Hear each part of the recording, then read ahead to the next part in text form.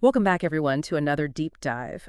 Today, we are going to be tackling a problem that plagues so many fields, and it's especially critical in healthcare. It's missing data.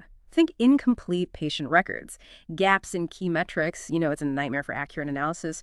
We're diving into a research paper. It's called LL-Forest for Health Tabular Data Imputation. And get this, they are proposing a solution using large language models, LLMs. You know the things that power ChatGPT, but how do you go from generating text to filling in data gaps? Buckle up, it's going to be a fascinating ride. Yeah, the implications of missing data are huge. It can distort research findings, lead to misdiagnoses, even impact treatment decisions. Imagine a diabetes study where crucial information like blood pressure or BMI is missing from those patient records. Trying to draw conclusions from that, it's like navigating with a faulty compass. And the paper actually uses a diabetes dataset as an example. And it's not just about the inconvenience. We have traditional solutions, like mean or mode imputation, even more complex methods like MICE and Miss Forest. While useful, they can introduce bias. And they struggle with the intricate relationships, often found in healthcare data. Even deep learning methods, which show some promise, can be very resource intensive. So where do LLMs even fit into this picture? Well, the key lies in how these models are trained. LMs like ChatGPT, they excel at understanding relationships in data, even if it's not presented as straight-up text. The researchers behind LLM-Forest, they found a way to leverage this capability to actually predict missing values. Okay, so let's unpack this. They call their method LLM-Forest, right? Is that because they're using multiple LLMs, like a whole forest of them? Precisely, it's an ensemble approach, where multiple LLMs, each trained on different subsets of the data, work together to make predictions. This forest setup, it helps to reduce what we call hallucinations, where a single LLM might make up implausible data. So how do these LLMs actually read and understand healthcare data? We're talking about numerical values, not poems or conversations. That's where the ingenuity of this approach comes in. Yeah. The researchers created what are called bipartite information graphs to represent the data in a way that LLMs can grasp. Think of it as a map, connecting two sets of points, one representing patients, and the other their characteristics or data points, like high blood pressure or low BMI. So it's a way to visually represent the links between patients and their health data, allowing the LLMs to see the relationships. But how does this actually help them predict the missing values? Each LLM in the forest receives information about a patient and their neighbors from these bipartite graphs. By analyzing these connections, the LLM can extrapolate what that mission value might be. And here's the clever part. Each LLM also provides a confidence level, high, medium, or low, alongside its prediction. That's amazing. It's like the LLM is saying, I'm pretty sure this is the right answer, or I'm not so confident about this one, but we've got a whole forest of these LLMs making predictions. So how do we arrive at a single final answer? That's where the magic of the ensemble approach comes in.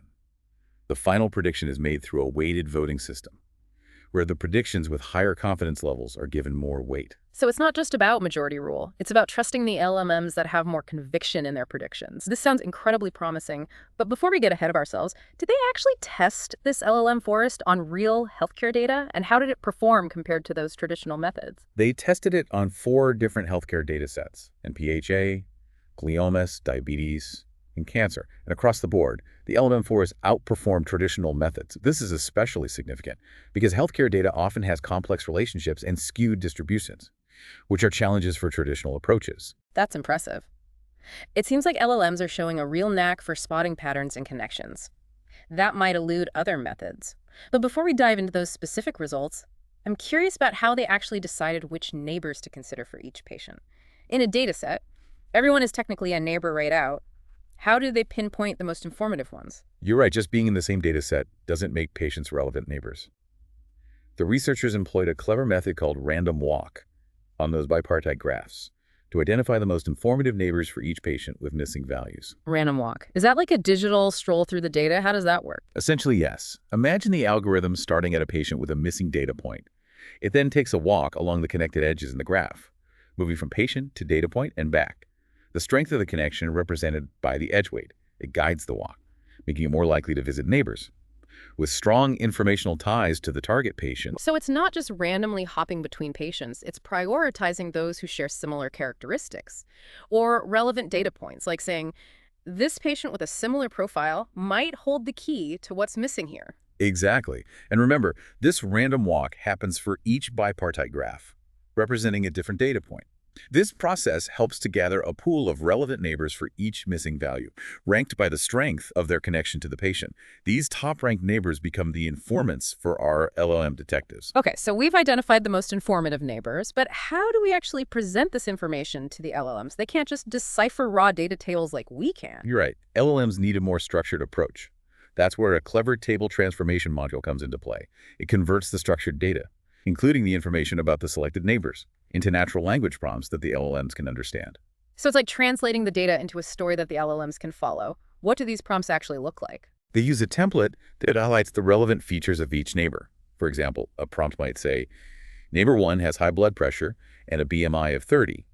They also include context about the data set and any known correlations between variables, like diabetes is correlated with high blood pressure. So they're not just giving the LLMs raw data, they're providing a narrative, complete with background information and specific details about the patient and their neighbors. Exactly. And finally, they clearly instruct the LLMs on the task at hand. Please predict the missing BMI value for this patient, considering their neighbor's information. It's like giving a detective a case file with all the evidence laid out and a clear objective: solve for the missed piece. But we've got multiple LLMs working on the same problem, each with its own set of neighbors, and potentially different conclusions. How do those confidence levels you mentioned earlier factor into the final decision? This is where it gets really interesting. Modern LLMs can actually generate a confidence score, along with their predictions. It's like the LLM saying, I'm 90% sure this is the answer, or I'm only 50% confident about this one. So they have a sense of how reliable their prediction is. That's remarkable. So we're not treating all predictions equally. We're giving more weight to the LLMs that are more confident. Precisely.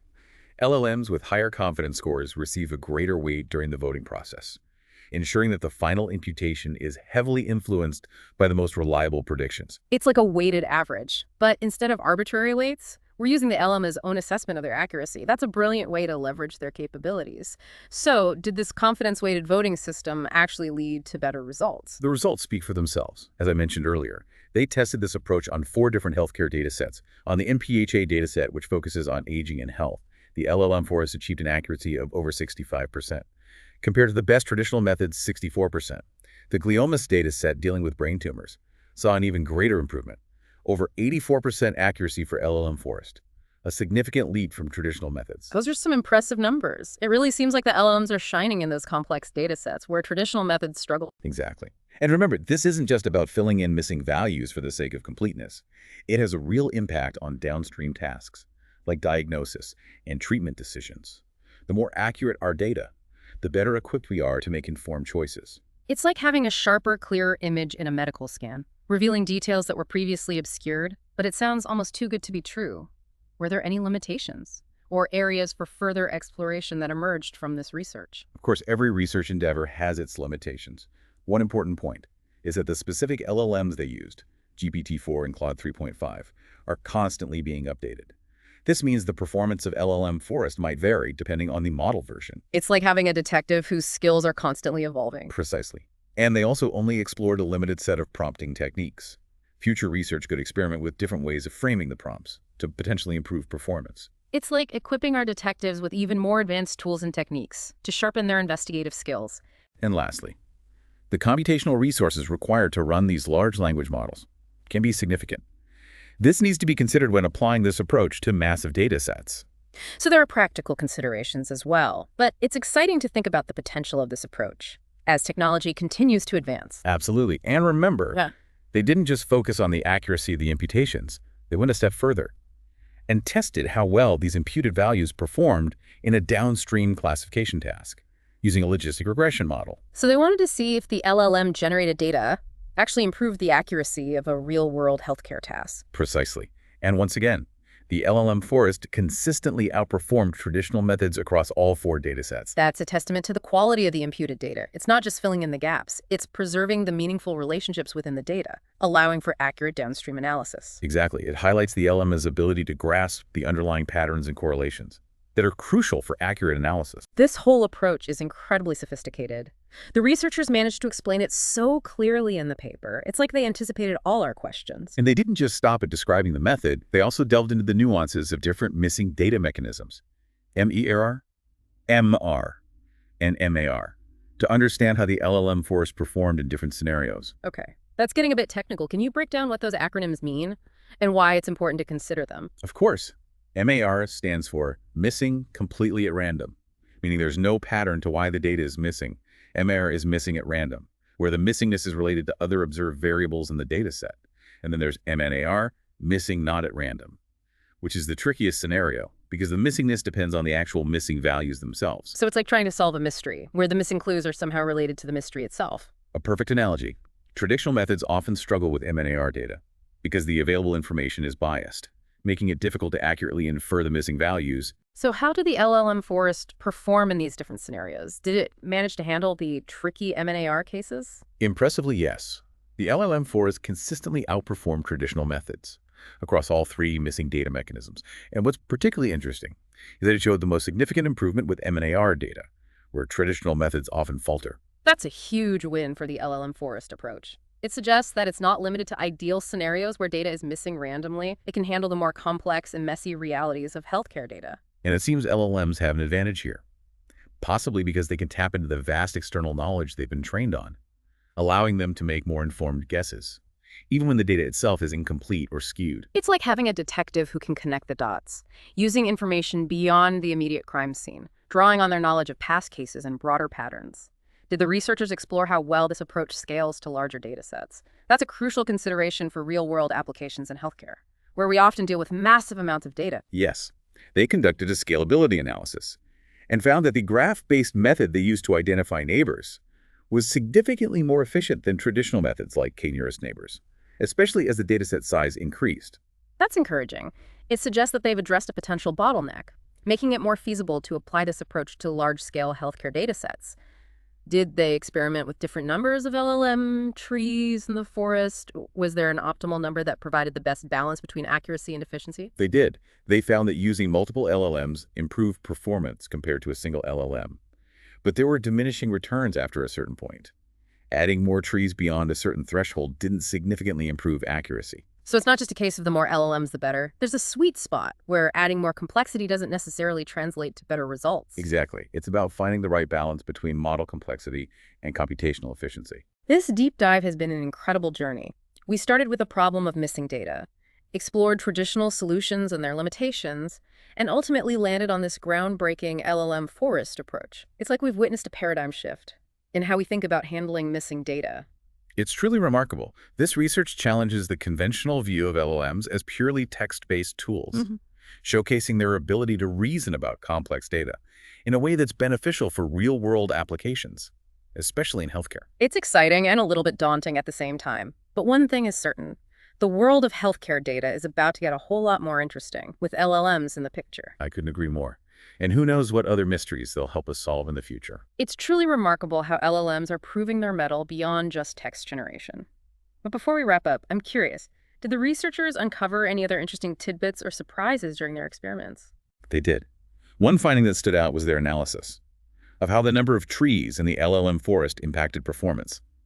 They found that while using multiple LLMs generally led to better results than relying on a single one, there were diminishing returns after a certain point. So adding more LLMs to the mix didn't always translate to significantly better predictions. There's a sweet spot, so to speak. Exactly. It highlights the importance of balancing model complexity with efficiency. Sometimes a smaller, more focused team of LLMs could be just as effective without the added computational burden. It's like assembling a task force. You don't always need an army. Sometimes a specialized team is all it takes. This entire deep dive has been a fascinating exploration of a novel approach to a persistent problem. What are your final thoughts on the potential of LLM-Forest, and what does it mean for the future of healthcare data analysis? I think this research represents a significant step forward in addressing the challenge of missing data, particularly in fields like healthcare, where accurate data is paramount. It's not just about filling in the gaps. It's about doing so in a way that preserves the integrity and richness of the data, enabling us to draw more reliable conclusions and make more informed decisions. And it's exciting to see how LLMs known for their prowess in language processing are now proving their worth in handling complex, structured data. This opens up a whole new realm of possibilities for their application in healthcare and beyond. I completely agree. This research is a testament to the ingenuity and adaptability of these models. And as LLMs continue to evolve, we can expect even more innovative applications that push the boundaries of what's possible with data analysis. This deep dive has certainly been a thought-provoking journey. It's clear that we're just scratching the surface of what LLMs can do. For our listeners who are eager to delve deeper into the intricacies of LLM-Forest, we'll include a link to the full research paper in the show notes. The fascinating read, packed with insightful details and analyses. And as always, we're on the lookout for the next intriguing topic to explore. Until then, stay curious and keep those data engines running